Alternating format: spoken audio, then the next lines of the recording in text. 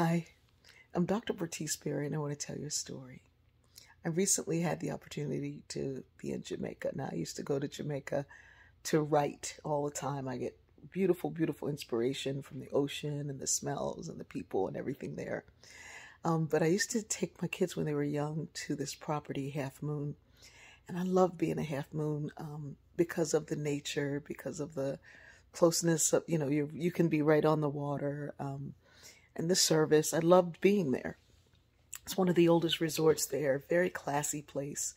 I loved it. But there was one thing that I didn't really care for, and that was most of the people serving looked like us, but most of the people who were visiting did not. And that was problematic. And so I started looking for other places where my children growing up could see people working and living and playing of all backgrounds and abilities. And so I went recently because it was recently taken over by the Salamander Group. If you don't know anything about Salamander Group, look it up. It is the CEO and the founder is Sheila Johnson, who is an amazing businesswoman. And she is doing incredible things with hotels and resort properties. She's doing incredible things, but she leads from a place of diversity. And we were there. I was there with some friends. I found a deal, because Salamander was taken over, and I found a deal earlier in the year that made it impossible to pass up. I booked it long back ago. But my friend Tim said, well, where are all the white people? And he was like, me and my wife are the only white people I'm seeing. I'm like, no, there's white people. And right when we say it, a white person will walk up, hey, I will do, but be a white Jamaican. And so he's like, I guess technically he's white. I said, yeah, imagine what it's like to go to these beautiful places and not see anybody like you, or to work hard to get to something and not see anybody like you. But Sheila Johnson leads from a place of diversity of thought, starting with the artwork and the furnishings and the nature. And so if you see that place that was not built by her, and then you see the places that were built by her, it's absolutely amazing. But what was beautiful was to see how diversity in your thinking lent itself to this very different experience that I had there. And it was amazing. And so I'm wondering what would happen to our lives and our spaces if we led from a place of diversity. I love you. Excuse my place. It's a little bit messy right now. That's because I have been working all week and also playing.